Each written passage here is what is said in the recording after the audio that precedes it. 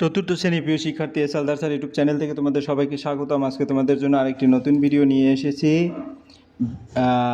বিজ্ঞান বৃত্তি পরীক্ষা আসা বিজ্ঞান প্রশ্ন 2024 অর্থাৎ 2024 সালের যে প্রশ্নটি বৃত্তি পরীক্ষা দিয়ে যারা বিভিন্ন ধরনের বৃত্তি পেয়েছে সেই প্রশ্নের উত্তর নিয়ে আলোচনা করব। তা এই 50 মার্কের এই বৃত্তের প্রশ্নটি আমি বিশ্লেষণ সহ সম্পূর্ণ সমাধান দেখাবো এবং পাশাপাশি বৃত্তি পরীক্ষায় কারা কত নম্বর পেয়ে বৃত্তি পেয়েছে, ফার্স্ট হলো সেকেন্ড হলো, সেই গল্প অল্প সময়ের মধ্যে তোমাদের বলবো। যাই হোক, আর দেরি করব না। প্রাথমিক শিক্ষা উন্নয়ন পর্ষদ পশ্চিমবঙ্গ সমাচার 2025 পরীক্ষায় পূর্ণমান 400 নম্বরের মধ্যে 395 নম্বর পেয়ে প্রথম স্থান অধিকার করছে বীরভূম জেলার সরোজিনী দেবী শিশু শিক্ষা মন্দিরের ছাত্র ত্রিরঞ্জন চট্টোপাধ্যায়। 392 নম্বর পেয়ে দ্বিতীয় হয়েছে পশ্চিম মেদিনীপুর জেলার সরস্বতী শিশু বিদ্যা মন্দিরের ছাত্রী স্মৃতি জাদে এবং নদিয়া জেলার কল্যাণী রবি তীর্থ বিদ্যালয়ের ছাত্র অদ্রি মিত্র তৃতীয় হয়েছে, তার প্রাপ্ত নম্বর 391। অর্থাৎ 400 নম্বরের মধ্যে 5 নম্বরের কম হচ্ছে সেটা তোমার যে ফার্স্ট হয়েছে, তারপরে সেকেন্ড হয়েছে 8 নম্বর কম এবং থার্ড হয়েছে 9 নম্বর কম 400 নম্বরের মধ্যে। এরপরে যদি 2024-এর প্রশ্ন দেখি, তিনজনই ফার্স্ট হয়েছে 397 নম্বর পেয়ে, অর্থাৎ 400-র মধ্যে 397 নম্বর। আর সেই তিনজন ভাগ্যবান হচ্ছে কুচবিহারের ঋদ্ধিমান দে, পূর্ব মেদিনীপুরের স্বপ্নীল মণ্ডল এবং দক্ষিণ 24 পরগনা অর্ঘ্যদীপ আদক। যাই হোক, আমার এই ইউটিউব চ্যানেলে বলবো, তোমরা যারা এখনও আমার এই চ্যানেলটিকে সাবস্ক্রাইব করোনি তারা এখনই চ্যানেলটিকে সাবস্ক্রাইব করে বেল আইকনটি প্রেস করে দাও। আমরা সরাসরি চলে যাচ্ছি প্রশ্ন উত্তর পর্বে। তার আগে দেখে নিই 2024 সনের যে প্রশ্ন প্রাথমিক শিক্ষা উন্নয়ন পর্ষদ, এটা সরাসরি প্রশ্ন। তো এখানে 1, 2, 3, 4, 5 এই 5 দাগ নম্বর পর্যন্ত 1 নম্বরে 5 মার্ক, 5টি অ্যান্সার করতে হবে। 2 নম্বরেও 5 মার্ক, 5টি অ্যান্সার। 3 নম্বরে হচ্ছে তোমার যে কোনো 5টি 4 মার্ক, অর্থাৎ 4 মার্ক করে 20 এবং 4 নম্বরে হচ্ছে আবার 5 মার্ক, 5 নম্বরে হচ্ছে 3 × 5 = 15, অর্থাৎ প্রতিটা প্রশ্নে 5 মার্ক করে, ঠিক আছে, 3 মার্ক করে। এই যে টোটাল প্রশ্ন, আমরা এখন সরাসরি সেই প্রশ্নের উত্তর বিশ্লেষণে যাব। তো সরাসরি 1 নম্বরের প্রশ্ন। পূর্ণমান থাকবে 50, সময় থাকবে 1 ঘন্টা 30 মিনিট। উদ্ভিদের রান্নাঘর বলা হয় ড্যাশ, পাতা, কাণ্ড না শিকড়কে? এরকম করে তোমার 6টা প্রশ্ন আছে, আমি এক এক করে এখন প্রথম প্রশ্নের উত্তর। উদ্ভিদের রান্নাঘর বলা হয় পাতা, কাণ্ড, শিকড়কে? পাতাকে। কারণ দেখো, বেশি ব্যাখ্যায় যদি বলি, পাতায় ক্লোরোফিল থাকে যা সূর্যের আলো ব্যবহার করে খাদ্য তৈরি করে, তাই পাতাকে উদ্ভিদের রান্নাঘর বলা হয়। এরপরের প্রশ্ন, তরল পদার্থের নির্দিষ্ট কোনো আকার, আয়তন, ভর নেই। আমরা যদি বলি তরল পদার্থের আকার নেই, কারণ তরল পদার্থ নিজের আকার ধরে রাখতে পারে না। যে পাত্রে রাখা হয় সেই পাত্রের আকার ধারণ করে, তবে এর আয়তন নির্দিষ্ট থাকে। এরপরের প্রশ্ন, সকল শক্তির উৎস তারা, সূর্য না উদ্ভিদ? আমরা যদি বলি সূর্য, কারণ পৃথিবী প্রায় সব শক্তির মূল উৎস সূর্য। উদ্ভিদ সূর্যের আলো থেকে শক্তি নেয়, আর প্রাণীরা উদ্ভিদ বা অন্য কোনো প্রাণী খেয়ে সেই শক্তি পায়। এরপরের প্রশ্ন হচ্ছে তোমার ঘ নম্বর, বাটখারা দিয়ে কোন জিনিসের আয়তন, ভর না আকার মাপা হয়? বাটখারা দিয়ে কোনো জিনিসের ভর মাপা হয়, কারণ বাটখারা তুলোদণ্ডের দাঁড়িপাল্লা দিয়ে কোনো বস্তুর ভর বা ওজন মাপা হয়। এরপরের প্রশ্ন, পরিণত বয়সে মানুষের দাঁতের সংখ্যা থাকে 32টি। একজন পূর্ণবয়স্ক মানুষের সাধারণত 32টি দাঁত থাকে, বুদ্ধিদাঁত সহ। এরপরের প্রশ্ন হচ্ছে কি, এরপরে আমরা 2 নম্বরের যদি প্রশ্ন দেখি, এখানে কিন্তু 5টি প্রশ্ন অ্যান্সার করতে হবে। টোটাল 6টি প্রশ্ন আছে, 6টি প্রশ্ন থেকে, অর্থাৎ এমসিকিউ। তাহলে আমরা 2 নম্বরের 6টি প্রশ্ন একটু দেখি। এই সেই 6টি প্রশ্ন। আমাদের গলার ভিতরে নল আছে 1টি, 2টি না 3টি? আমরা উত্তরটা দিয়ে দেই। আমাদের গলার ভিতরে নল আছে 2টি। আমাদের গলায় 2টি নল থাকে, একটি খাদ্যনালী যেখানে খাবার যায় এবং একটি শ্বাসনালী যেখানে বাতাস যায়। পরের প্রশ্ন, উঁচু পাহাড়ের চূড়ায় বাতাসের চাপ কমে যায়, বেড়ে যায় নাকি একই থাকে? উঁচু পাহাড়ের চূড়ায় কমে যায়। যত উপরে উঠে যায় তত বাতাস পাতলা হয়ে যায়, তাই পাহাড়ের চূড়ায় বাতাসের চাপ কম থাকে।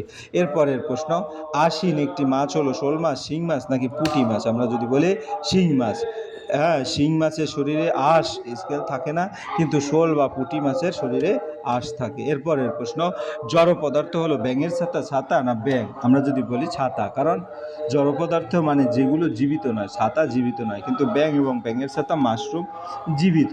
এরপরে গায়ের রং বদলাতে পারে টিকটিকি, গিরগিটি, মাকড়সা? গিরগিটি। গিরগিটি পরিবেশ অনুযায়ী নিজের গায়ের রং পরিবর্তন করতে পারে, যা তাকে লুকাতে সাহায্য করে। পরের প্রশ্ন যদি আমরা আবার দেখি, সেই প্রশ্ন হচ্ছে, শিরদাঁড়া আছে যে প্রাণী, কৃমি, কাকর, কুমির? এটা হচ্ছে কুমির। কুমির একটি মেরুদণ্ড প্রাণী, অর্থাৎ এর শিরদাঁড়া আছে। কৃমি বা কাকর মেরুদণ্ডহীন। এরপরের প্রশ্ন আমরা চলে যাব 3 নম্বরের প্রশ্ন। 3 নম্বরের সংক্ষিপ্ত প্রশ্ন উত্তর দাও যে কোনো 5টি। তো এখানে এইগুলি কিন্তু 4 মার্কের প্রশ্ন, তারপরে 4-5 আমরা পরে উত্তর দেবো। তো আগে প্রাণীদের সংরক্ষণ করা বলতে কি বুঝো, এদের কিভাবে সংরক্ষণ করা যায়? প্রতিটি প্রশ্নের 4 মার্ক। তাহলে প্রাণীদের সংরক্ষণ করা বলতে বোঝায় এবং এদের কীভাবে প্রাণীদের সংরক্ষণ করা বলতে তাদের বিলুপ্তির হাত থেকে রক্ষা করা এবং তাদের সংখ্যা বৃদ্ধি করাকে বোঝায়। সংরক্ষণের উপায়, বন জঙ্গল রক্ষা করা, তারপরে অবৈধ শিকার বন্ধ করা, তারপরে হচ্ছে তোমার অভয়ারণ্য জাতীয় উদ্যান তৈরি করা, তারপরে হচ্ছে মানুষকে সচেতন করা গেল। এরপরে আমরা খ নম্বরের প্রশ্ন দেখব, উদ্ভিদের খাদ্য তৈরি করতে কি কি লাগে, সেগুলো কোথা থেকে পায়? তাহলে উদ্ভিদের খাদ্য তৈরির জন্য প্রয়োজনীয় সূর্যের আলো, পানি, কার্বন ডাইঅক্সাইড এবং ক্লোরোফিল। এবং কোথা থেকে পায়? সেটা হচ্ছে সূর্যের আলো পায় সূর্য থেকে, তারপরে পানি বা জল পায় মাটি থেকে শিকড় দিয়ে, তারপরে কার্বন ডাইঅক্সাইড পায় বাতাস থেকে, এবং ক্লোরোফিল পায় পাতার মধ্যে থাকে। এরপরের প্রশ্ন, মানুষের খাবার হজম করতে লালাগ্রন্থি ও দাঁত কীভাবে সাহায্য করে?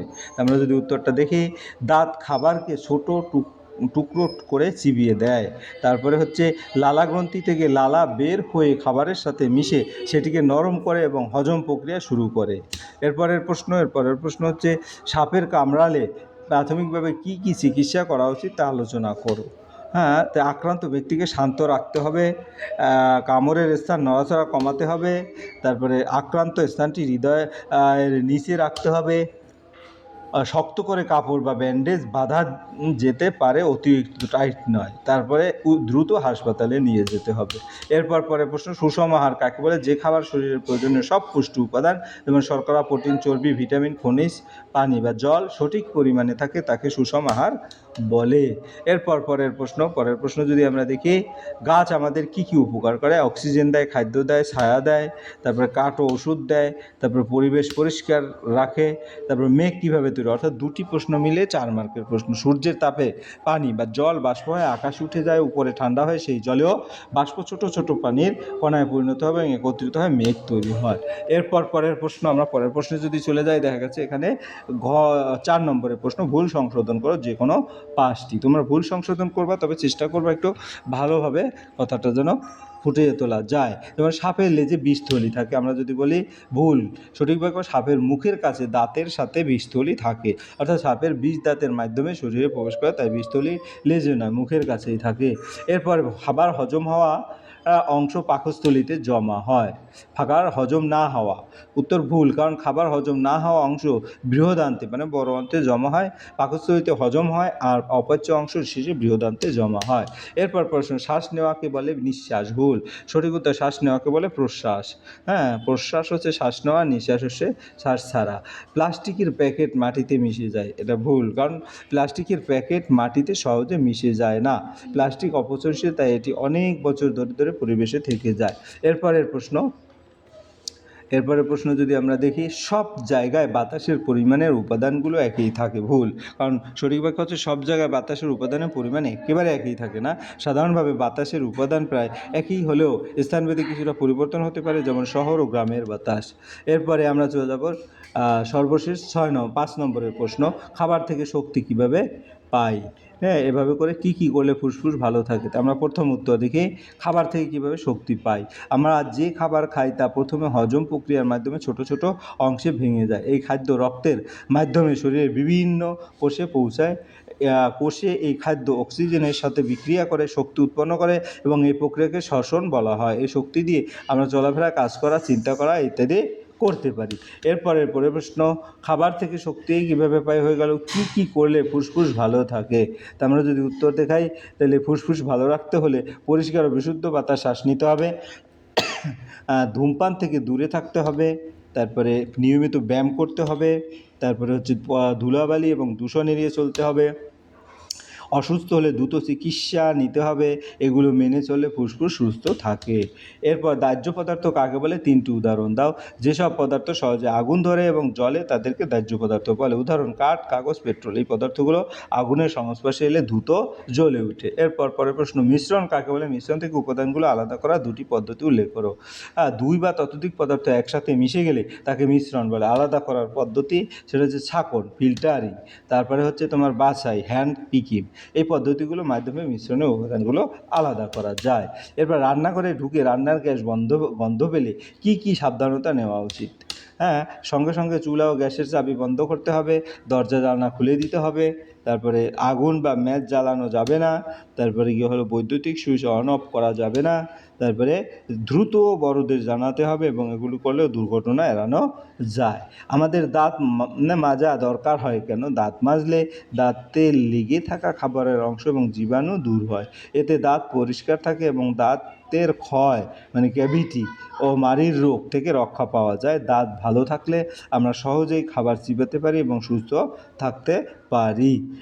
পরের প্রশ্ন যদি আমরা দেখি, এই ছিল তোমাদের সামগ্রিক প্রশ্ন এবং উত্তর। আশা করি ভিডিওটি যদি মনোযোগ সহকারে দেখো তাহলে একটা চমৎকার প্রশ্নের বিশ্লেষণ তোমাদের দেখিয়েছি। পরিশেষে বলবো, ভিডিওটি দেখার জন্য অসংখ্য ধন্যবাদ। ভিডিওটি ভালো লাগলে লাইক, কমেন্ট, শেয়ার করতে ভুলে না। আর তোমরা যারা এখনও আমার চ্যানেলটিকে সাবস্ক্রাইব না করে আমার ভিডিও দেখছো, প্লিজ চ্যানেলটিকে সাবস্ক্রাইব করে বেল আইকনটি প্রেস করে দাও। আজ এই পর্যন্তই, ধন্যবাদ সবাইকে।